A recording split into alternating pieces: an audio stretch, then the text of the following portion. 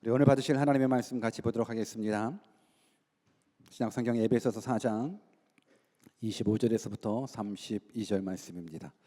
에베소서 4장 25절에서부터 32절 말씀을 우리 다 같이 한 목소리로 합독하도록 하겠습니다. 같이 읽습니다. 시작. 거짓을 버리고 각각 그 이웃과 더불어 참된 것을 말하라. 이는 우리가 서로 지체가 됨이라. 분을 내어도 죄를 짓지 말며 해가 지도록 분을 품지 말고 마귀에게 틈을 주지 말라. 도둑질하는 자는 다시 도둑질하지 말고 돌이켜 가난한 자에게 구제할 수 있도록 자기 손으로 수고하여 선한 일을 하라. 무릇 더러운 말은 너희 입 밖에도 내지 말고 오직 덕을 세우는데 소용되는 대로 선한 말을 하여 듣는 자들에게 은혜를 끼치게 하라. 하나님의 성령을 근심하게 하지 말라. 그 안에서 너희가 구원의 날까지 인치심을 받았느니라. 너희는 모든 악독과 노함과 분냄과 떠드는 것과 비방하는 것을 모든 악의와 함께 버리고 서로 친절하게 하며 불쌍히 여기며 서로 용서하기를 하나님이 그리스도 안에서 너희를 용서하심과 같이 하라. 아멘. God is good all the time. 그 하나님의 말씀으로 만나 뵙기를 주님의 이름으로 축원합니다. 오늘 시간이 없어서 말을 좀 빨리 할까 합니다. 여러분들 영적인 길을 더 활짝 열고 오늘 선포되는 말씀 잘 들었으면 좋겠습니다. 오늘은 뜻을 정한 인생 416번째 시간으로 세 사람의 모습이라는 제목의 네 번째 말씀을 증거하도록 하겠습니다. 우리 한번 옆에 계신 분들한테 이렇게 한번 인사해 볼까요? 그리스도로 옷 입으셨습니까? 한번 인사해 봅시다. 시작. 그리스도로 옷 입으셨습니까? 정말로 여러분들이 그리스도로 옷 입었다 그러면 이제 세상 사람들이 여러분들을 바라보면서 예수님을 만날 수 있습니다. 여러분들이 그리스도로 옷 입었다 그러면 세상 사람들은 여러분들을 보면서 예수님 믿는 사람이군요. 여러분들 당신의 모습 속에서는 예수님의 모습이 있습니다를 분명하게 알 수 있으리라 저는 생각을 합니다. 여러분 예수 그리스도로 옷 입은 사람은요 예수 그리스도의 모습이 나타나야 되는데 그 모습이 바로 새 사람의 모습입니다. 지금 바울은 에베소 교회를 향해서 예수로 옷 입은 사람, 이 세 사람의 모습을 몇 가지로 말씀을 드렸었는데 그 중에 한 가지가 거짓을 버리고 참된 말을 하라였습니다. 여러분 거짓을 버리셨습니까? 더 이상 거짓말과 상관없는 삶을 살아가고 있습니까? 아니면 여전히 거짓말을 하고 있습니까? 여러분 예수 믿는 사람들은 거짓을 버리고 참된 말을 해야 됩니다. 그리고 분을 내어도 죄로 이어지지 말라고 말씀해주고 있습니다. 어때요? 요즘 분 내십니까? 화 내는 일이 어떻습니까?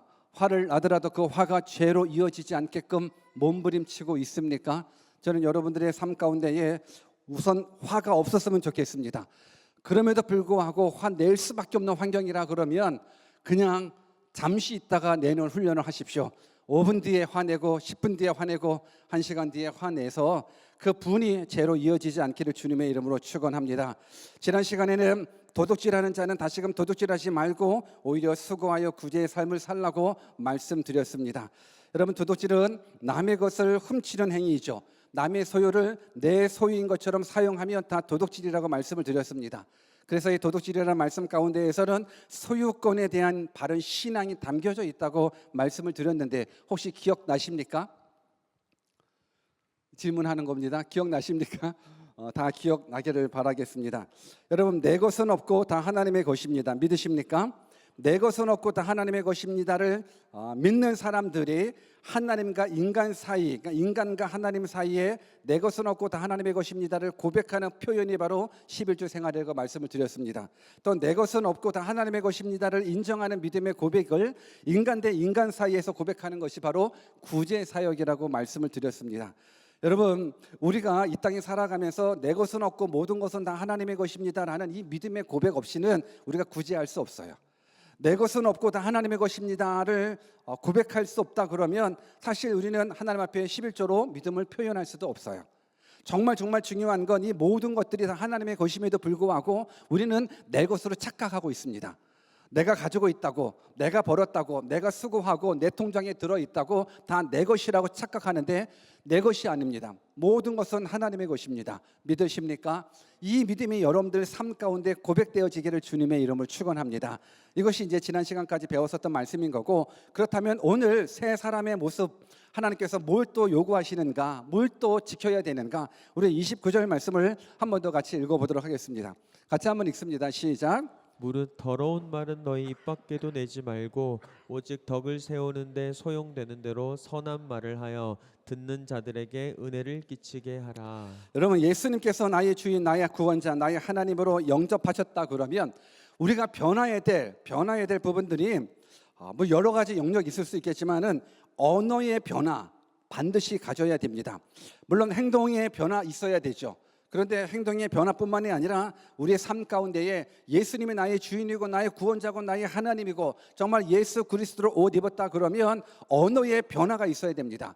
여러분, 말이라는 것은 얼마나 중요한지요. 여러분, 말은 파워가 있습니다. 야고보서 3장 6절에 보니까는 혀는 곧 불이요 불의의 세계라. 혀는 우리 지체 중에서 온 몸을 더럽히고 삶의 수레바퀴를 불사르나니 그 사르는 것이 지옥불에서 나느니라. 여러분, 성경은 우리들의 혀를 뭘로 표현하고 있냐면 불로 표현하고 있습니다. 여러분, 불이라는 것은 너무너무 중요하죠. 불 없으면 우리가 살아가는데 너무너무 불편해요. 불은 우리 삶 가운데 큰 유익을 줘요. 근데 반면 그 불을 잘못 사용하게 되면 파멸이 이어진다는 부분들인 겁니다. 불은 중요하지만 잘못 사용하게 되면 파멸로 이어진다는 것처럼 우리들의 말이라는 부분들이 그렇습니다. 여러분, 우리가 말을 어떻게 하느냐에 따라서 사람을 살릴 수도 있고 사람을 죽일 수도 있다는 거예요. 말은 너무너무 중요합니다. 그래서 예수 그리스도로 옷 입은 사람들은요 반드시 언어의 변화를 가지셔야 됩니다. 그래서 오늘 성경은 우리들에게 더러운 말은 너희 입 밖에도 내지 말라라고 이야기하고 있습니다. 우리 한번 옆에 계신 분들한테 우리 더러운 말은 입 밖에도 내지 맙시다 한번 인사해 볼까요? 시작. 우리 더러운 말은 입 밖에도 내지 맙시다. 여러분들, 더러운 말은 입 밖에도 내지 않는 믿음의 사람 되기를 주님의 이름으로 축원합니다.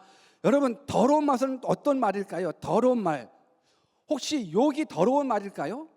여러분들 생각이 어떻습니까? 욕 더러운 말일까요? 아니면 깨끗한 말일까요? 욕 더러운 말이겠죠. 그렇다 그러면 예수 믿는 사람들은요 욕하면 안 돼요. 예수 그리스도를 믿는 사람들은 욕이랑 상관없는 사람이 되었으면 좋겠습니다.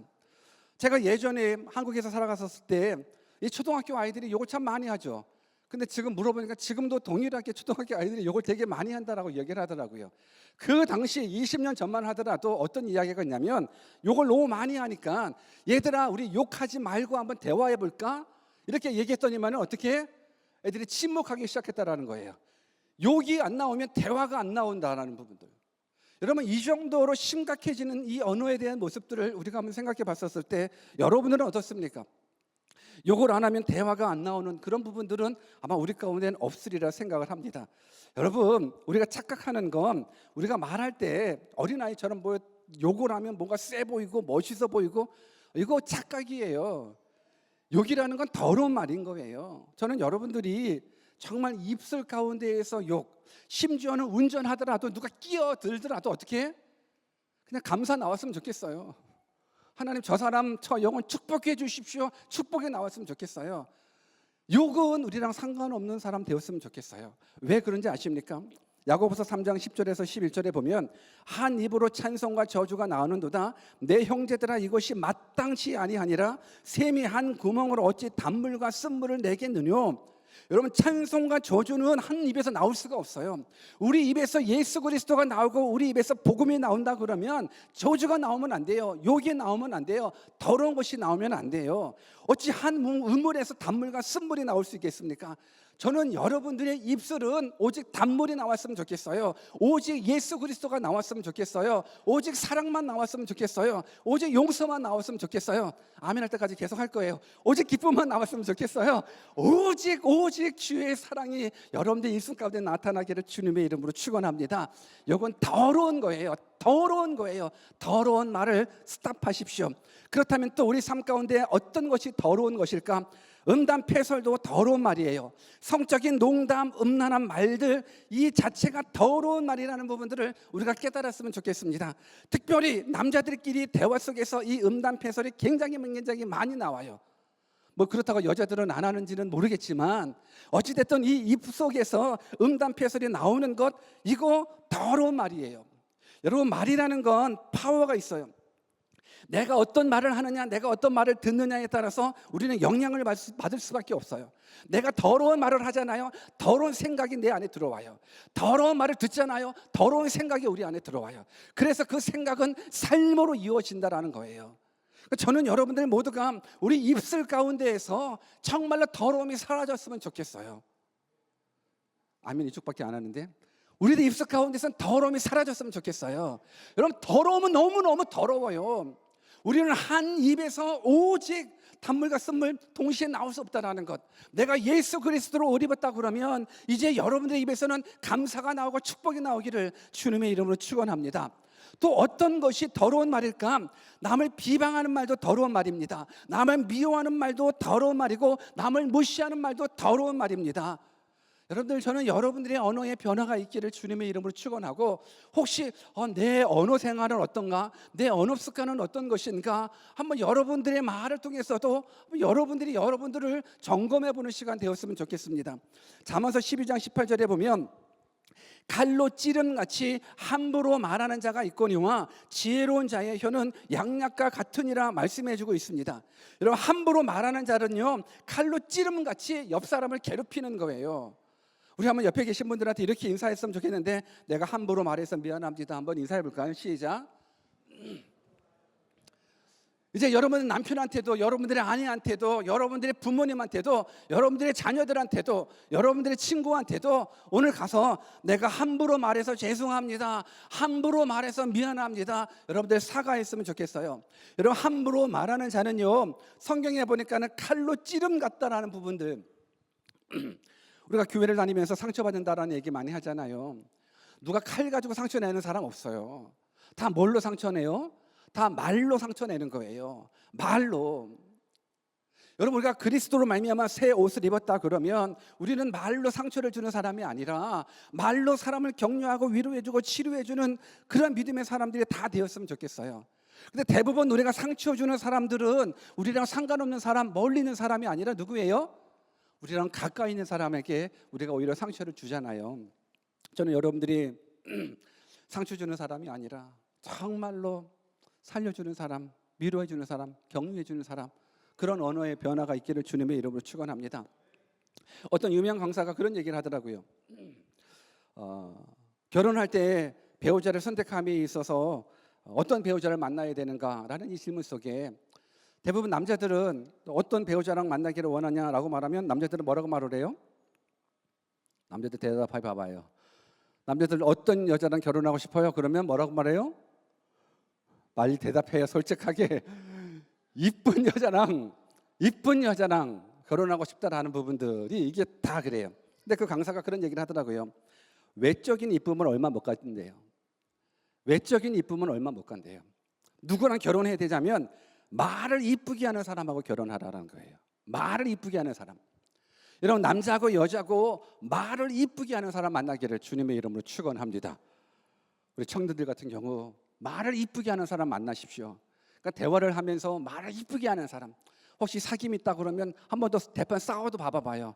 싸울 때 본색이 드러나잖아요. 말을 이쁘게 하는지 아니면 말을 진짜 믿게 하는지. 여러분, 말을 이쁘게 하는 사람 만나기를 주님의 이름으로 축원합니다. 외적인 이쁨은 이게 얼마 못 가요.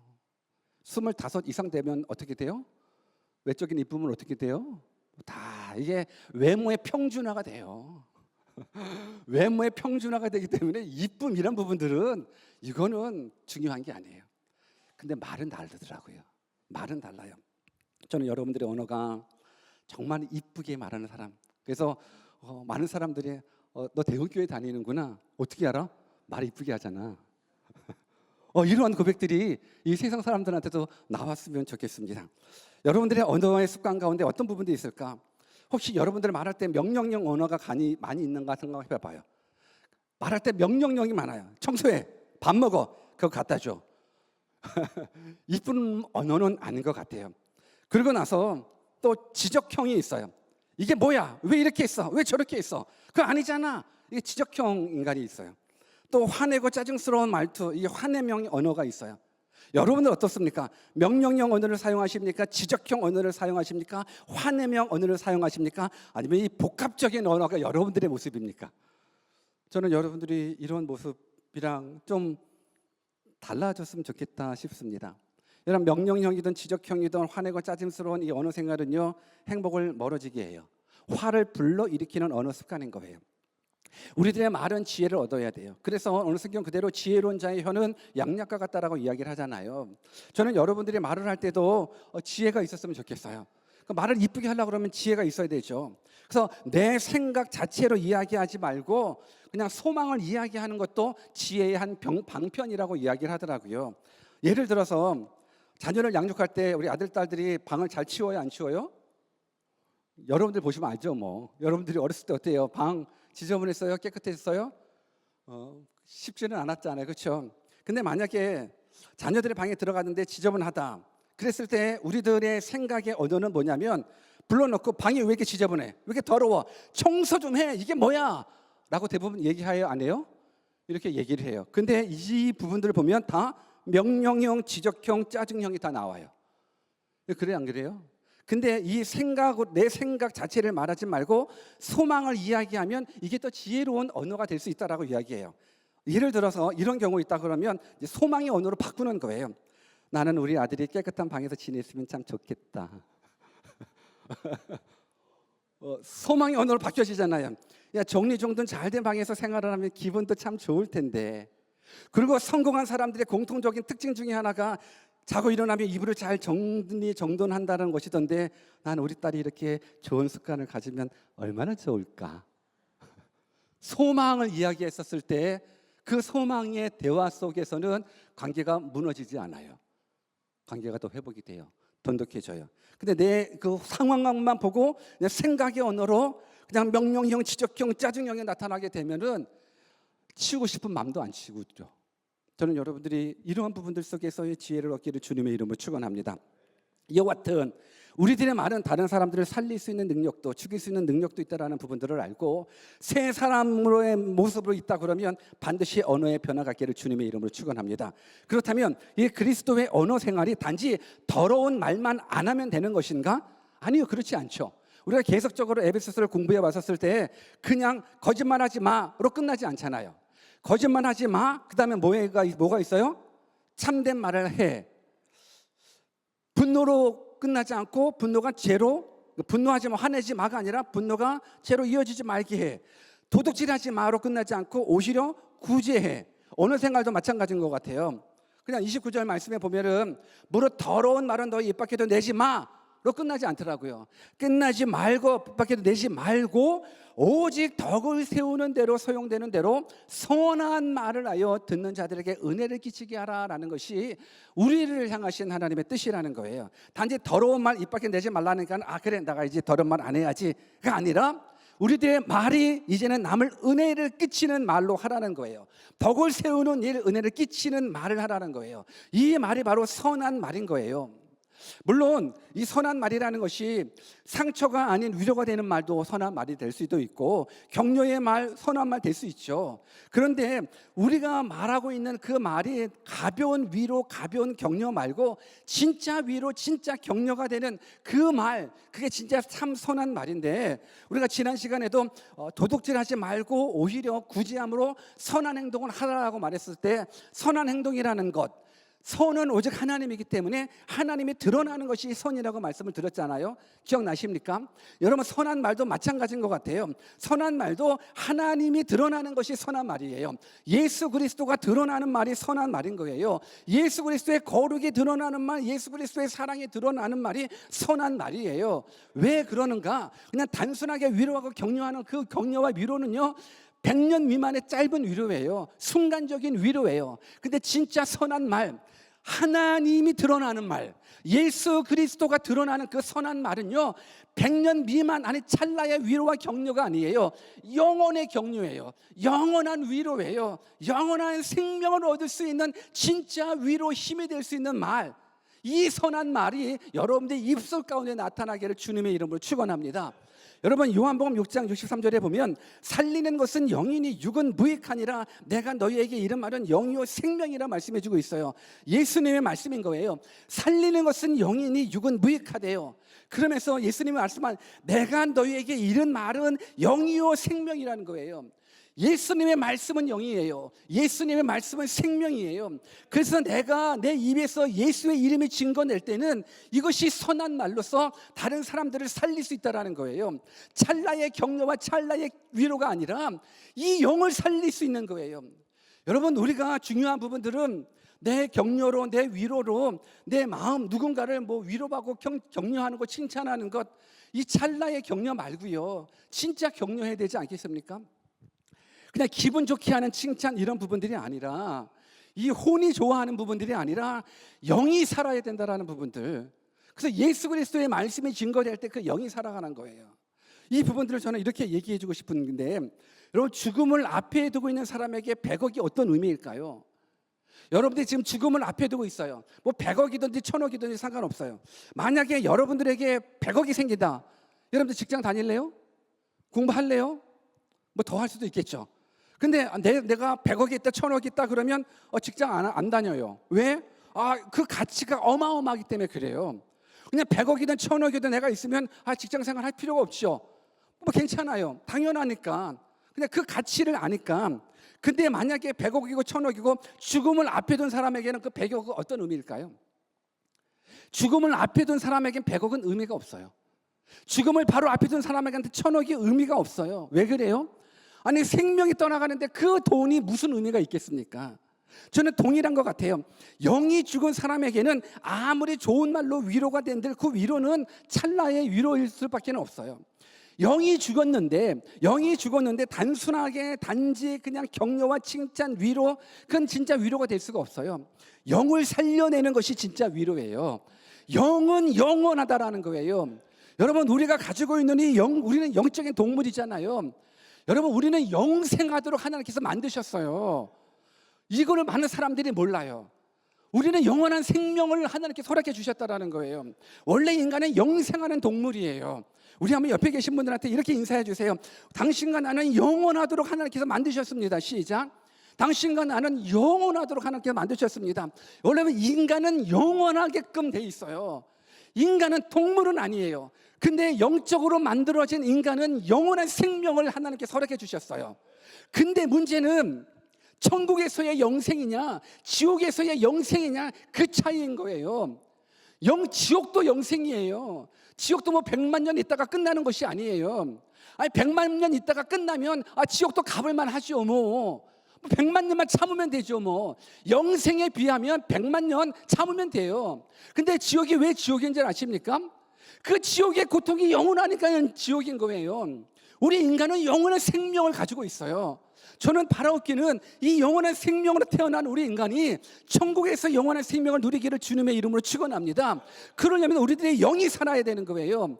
영이 살라 그러면 내 입술에서 더러운 말이 스탑되고 선한 말이 나타나야 된다는 거예요. 선한 말은 오직 예수 그리스도예요. 왜요? 예수님이 말씀하셨잖아요. 내가 너희에게 이른 말은 영이고 생명이라고. 오늘 그 예수님 만나기를 주님의 이름으로 축원합니다. 내 영혼이 살아나고 내 사랑하는 사람의 영혼이 살아나는 것, 이 선한 말을 해야 되는 사명이 바로 저와 여러분들에게 있다라는 부분들인 겁니다.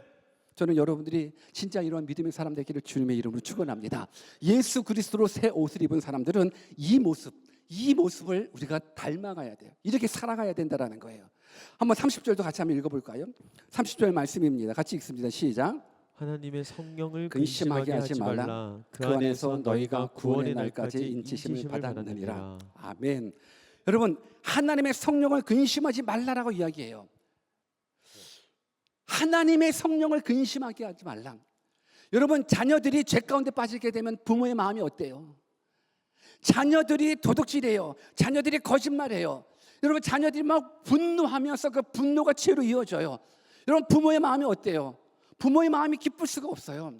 여러분, 성령 하나님은 인격체이신 하나님이신 거예요.